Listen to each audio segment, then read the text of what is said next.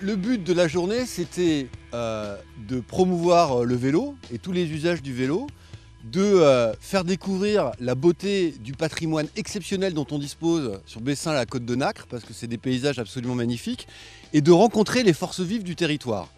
Et de ce point de vue-là, honnêtement, on a vraiment été comblés. C'est très original, j'espère que vous allez rencontrer beaucoup de personnes.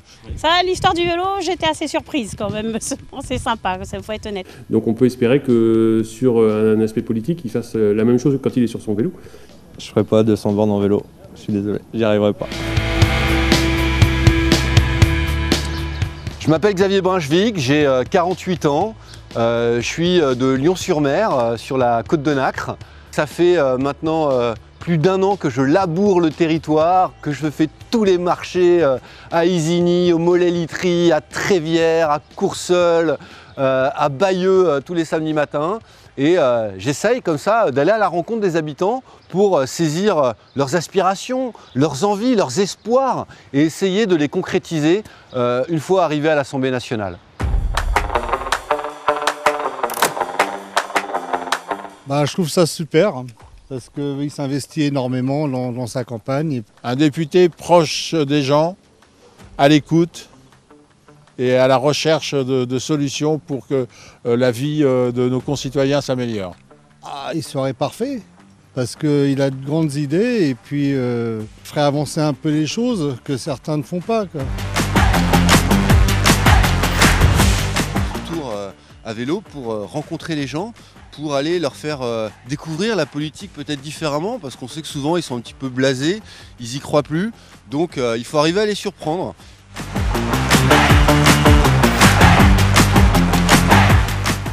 Très bonne initiative, en plus ce sport proche des habitants, voilà, c'est une très bonne initiative. Non, faut approuver, et puis c'est très bien, j'approuve complètement cette démarche. Alors les subventions réduisent, et nous on a de plus en plus de compétences à prendre, donc ça reste compliqué, quoi. Ouais. Je connais de noms, je ne connaissais pas personnellement, mais voilà, c'est drôle, c'est la circonstance qui fait qu'on se croise, c'est très bien, très bien, très abordable, très gentil, ouais. Il ne demande qu'à être connu. Si je me présente à cette élection, c'est pour porter fièrement les valeurs de la gauche républicaine, européenne, écologiste, sociale, populaire et surtout crédible. Je suis convaincu qu'on n'est pas condamné à avoir une vie politique qui est exclusivement articulée autour de 3 blocs antagonistes, la gauche radicale d'un côté, l'ultralibéralisme macronien au centre et la droite extrême de l'autre. Moi, je pense qu'il existe une voie pour cette gauche du réel, cette gauche qui obtient des avancées concrètes pour les catégories populaires. Qu'ils soient très proches des élus locaux, parce que c'est eux qui sont sur le terrain, c'est eux qui connaissent les sujets, les problèmes. Donc voilà, qu'ils soient à notre écoute pour pouvoir remonter les informations encore plus haut. Voilà.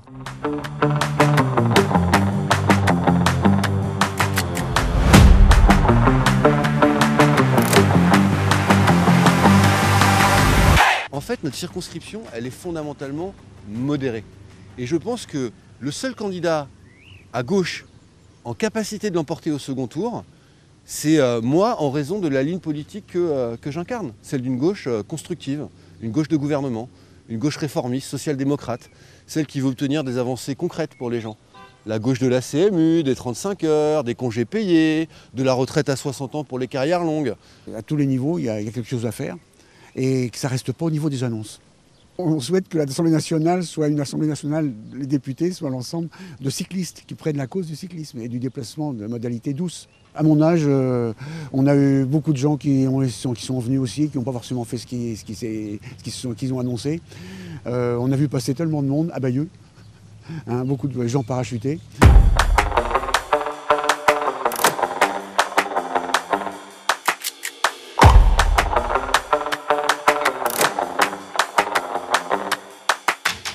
Un cycliste, triathlète et en plus Ironman ne peut pas être complètement mauvais, hein. Forcément, il y a quelque chose de bon en lui. Oui, clairement, il a des convictions. C'est pas complètement con ce qu'il raconte, donc forcément, ça va quand même dans le bon sens. Ah, ça sera un député bruyant.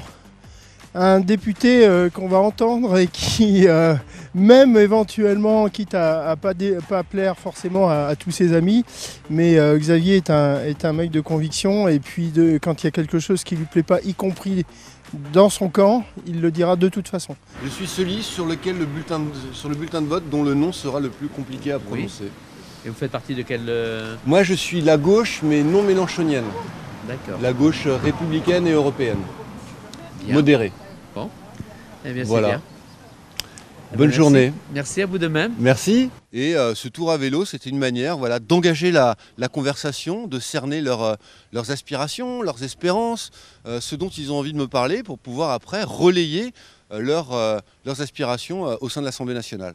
Eh bien, ce que je lui ai déjà dit l'autre jour au téléphone, c'est que sur la circonscription, sur la 5e circonscription de Bayeux, je crois que c'est la circonscription de France où il y a le plus de laiteries. Et c'est vrai qu'aujourd'hui, on est un peu malmené, quoi, le monde de l'élevage. Et aujourd'hui, on a un gros problème qui est la méthanisation. Alors moi, j'ai rien contre la méthanisation en soi, hein, faire de l'énergie verte si on veut sur les exploitations. Mais avec de la biomasse, oui, mais des déchets. Pas de la culture, quoi. Et aujourd'hui, on a un exemple pas très loin d'ici, où on a une structure qui capte 1000 hectares de culture. Si je comprends bien, on prend 1000 hectares et au lieu de les consacrer par exemple à de l'agriculture nourricière ou à de l'élevage pour des vaches bio, parce que toi tu produis en bio, on les utilise uniquement pour les mettre dans des méthaniseurs. Et oui, c'est une aberration. Oui, alors c'est ça, et c'est encore plus aberrant, c'est qu'aujourd'hui ça rapporte plus que la production laitière. Alors sûrement parce que le lait n'est pas assez bien valorisé, mais ces gens-là ont des moyens financiers qui fait qu'aujourd'hui ils chassent, je veux dire, sur les terres des producteurs de lait. Et donc aujourd'hui ils reprennent des exploitations qui ont vocation à faire du lait avec des troupeaux laitiers, et ils dégagent les troupeaux et ils font de la culture, quoi. Qu'on les laisse fonctionner, mais qu'on surveille justement qu'ils ne le fassent pas à partir de culture principale, quoi. Qu'ils le fassent avec les déchets. Ce que je peux reprocher aux autres députés, on va dire, à ceux que je connais aujourd'hui, c'est que généralement, ils ont du mal à défendre leurs idées. Ils défendent plutôt l'idée du parti, l'idée du groupe, voire à l'opposé de ce qu'ils pensent réellement. Et ça, j'ai du mal à comprendre ça. Sur notre circonscription, on a beaucoup d'agriculteurs, d'éleveurs, de pêcheurs. Et ce qui est frappant, c'est l'extraordinaire hétérogénéité de ces acteurs. Ils sont tous très différents, ils ont des pratiques différentes. Et la difficulté à laquelle on est confronté en tant que décideur, en tant que femme ou homme politique, c'est d'arriver à mettre en place des politiques publiques qui répondent à la diversité des enjeux auxquels ces acteurs sont confrontés. Donc je pense qu'il faut vraiment se méfier des grands discours très abstraits, et il faut aller au plus proche pour mettre en place des politiques qui aillent dans le bon sens. Et le bon sens, c'est quoi? C'est quand même quelques grandes directions, aller vers des pratiques qui permettent de produire. Moi, je ne suis pas pour la décroissance. Je pense qu'on a besoin de produire, parce qu'on a besoin de nourriture, parce qu'on a besoin de lait, etc. Mais une meilleure production, c'est-à-dire des pratiques agricoles qui tendent vers des circuits courts, vers davantage de biologique et l'utilisation de beaucoup moins d'intrants. L'idée de la PAC de 92, c'est quand même de rendre les produits agricoles pas chers. Et donc pas chers pour nourrir la population, et en contrepartie, on donnait des aides. Toutes les exploitations aujourd'hui en France ont besoin de la PAC pour fonctionner. Si aujourd'hui on sortait de l'Europe, il y aurait un gros problème, comme on voit en Angleterre aujourd'hui. Les agriculteurs anglais sont quand même un petit peu dans la difficulté aujourd'hui, puisqu'ils n'ont plus ces aides-là. Donc c'est compliqué pour eux.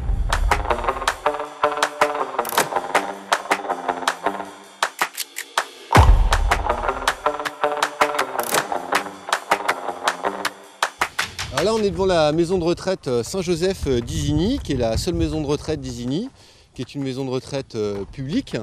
Et j'ai souhaité m'arrêter ici parce qu'il y a une association dont j'avais entendu parler qui s'appelle Oxygène, dont Madame Poisson est la vice-présidente, et qui s'occupe d'animation au sein de la maison de retraite. Donc ils proposent des activités aux résidents.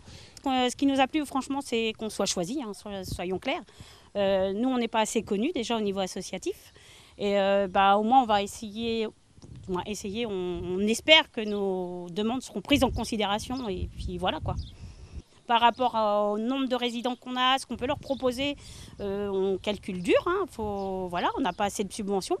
Puis des aides autres, pourquoi pas des locaux pour nous aider, des transports, enfin voilà, des petites choses. Et surtout aider les résidents à voir autre chose que 4 murs et une télé, quoi. Alors vous avez l'extrême droite qui dit c'est hyper simple, tout c'est simple, il suffit qu'il n'y ait plus d'immigrés et tout ira bien en France. Ah ouais? Est-ce que c'est ça qui va régler tous nos problèmes? À l'extrême gauche, ils vous disent ouais mais c'est hyper simple, il n'y a qu'à dépenser 250 milliards supplémentaires, on fera payer les riches. Ouais, c'est pas un peu plus compliqué que ça? Et moi je me retrouve un petit peu là-dedans, en train de dire ouais, ça me plaît ce que vous dites, mais juste c'est pas possible quoi. Et moi je suis pas là pour vous raconter des conneries quoi. Je suis pas là pour vous raconter des conneries. J'essaye de faire des choses dont je pense qu'elles sont tenables et qu'elles sont bonnes pour le pays, pour les générations futures et qu'elles sont possibles quoi. C'est ce que j'appelle la gauche du réel. J'essaye de pas être la gauche. Oui, voilà, c'est ce qu'on veut. Enfin, moi c'est ce que je veux. Je veux pas une personne qui me dit ouais on va remettre la retraite à 60 ans. Si à 62 ans c'est encore accessible, pourquoi pas. Mais qu'on nous donne les bonnes raisons, qu'on nous mente pas quoi. Enfin, j'ai fait une vidéo sur les retraites. J'apprécie quand même. J'ai lu le programme aussi, hein, faut pas se leurrer, j'ai tout fait. Voilà, et c'est vrai que voilà, le programme me plaît assez bien. C'est vrai ? Ouais, assez, ouais. Voilà. Maintenant, après, je vais lire les autres, hein, ouais, soyons clairs.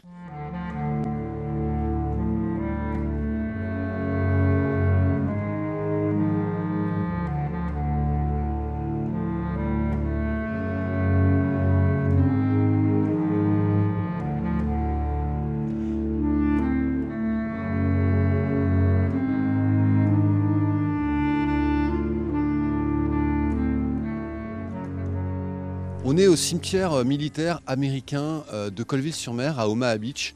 Et à chaque fois que je viens ici, et je viens régulièrement, je suis super ému parce que je pense à tous ces gamins de 18 ans, 20 ans qui sont morts pour qu'on puisse vivre en démocratie.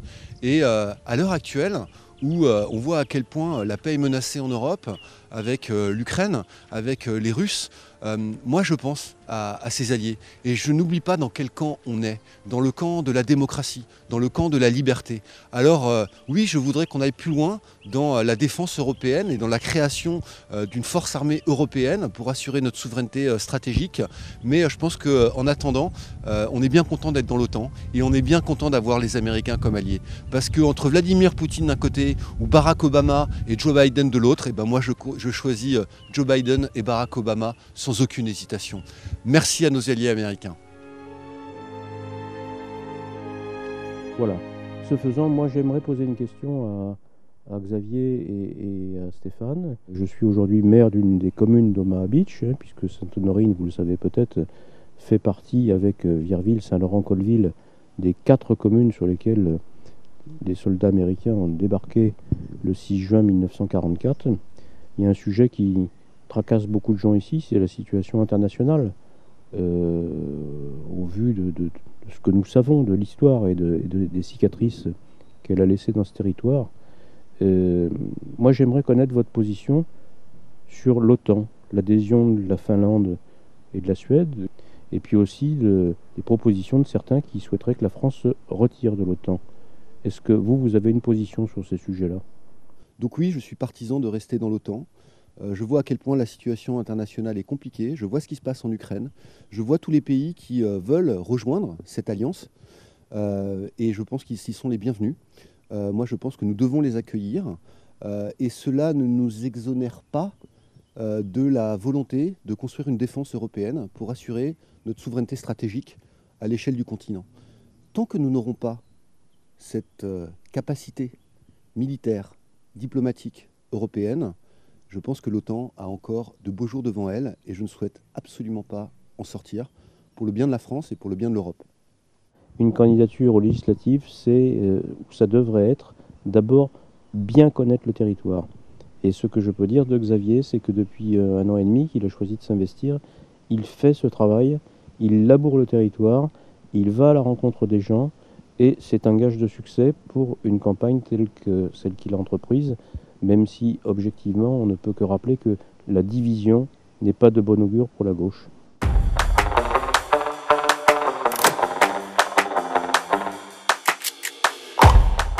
il arrive, l'air pas très sympa, et il me pose un tract non aux éoliennes en mer, alors que moi j'étais pour, et il se barre.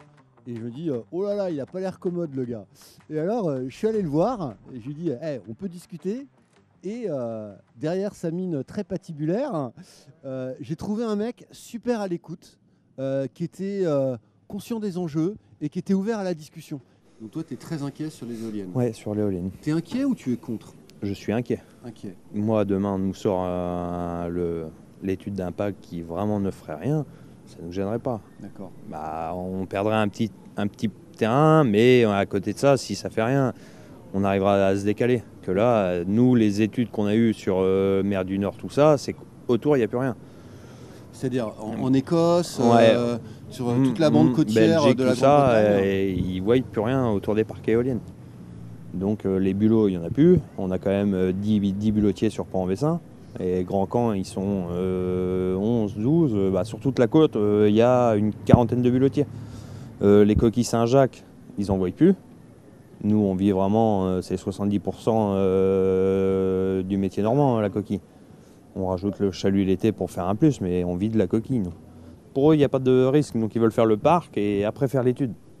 Mais c'est un gros risque à prendre, quoi. Je te l'ai dit, hein, c'est un sujet de désaccord. Moi, je suis pour les éoliennes en mer, ouais. Parce que je pense qu'on doit sortir des énergies fossiles et que pour ça, il faut arriver à avoir des énergies renouvelables. Alors, je suis aussi pour conserver une filière nucléaire, mais je pense qu'il faut qu'on développe les énergies renouvelables. Tu pourras me convaincre. Je suis ouvert à la discussion. Toutes ces énergies renouvelables, il ne faut pas qu'on les fasse contre la population. Il faut qu'on les fasse avec la population. Et surtout avec les professionnels, parce que eux, c'est leur gagne-pain, quoi. Donc il ne faut pas qu'on les mette dans le pétrin.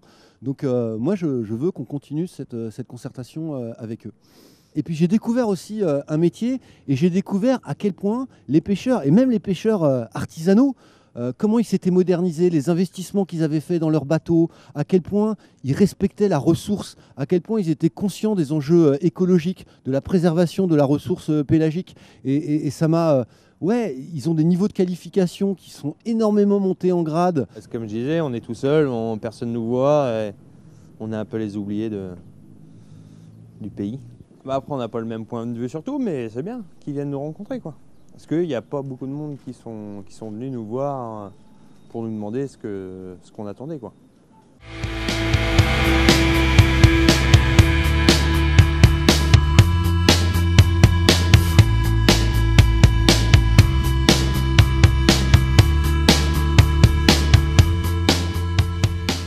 Moi aujourd'hui, je suis ravi de la journée que l'on a passée, et puis de la politique autrement aussi, parce que les gens ils sont un peu blasés, ils n'écoutent plus rien, etc.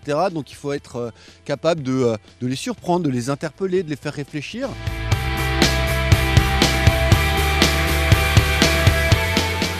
Je serai un député qui aura de l'impact. De l'impact sur le territoire pour avancer les projets qui nous tiennent à cœur, les projets de développement, le développement des services publics, l'accès à la santé, l'accès à l'école, l'augmentation du pouvoir d'achat, et également un député qui aura de l'impact au niveau national. Parce qu'on risque d'avoir une Assemblée nationale qui sera très majoritairement composée de députés qui sont fidèles à Emmanuel Macron et qui tous voteront comme un seul homme ou une seule femme, c'est-à-dire avec le petit doigt sur la couture du pantalon. Moi, je serai un député d'opposition constructif qui fera avancer les choses concrètement pour les gens avec le sens de l'intérêt général.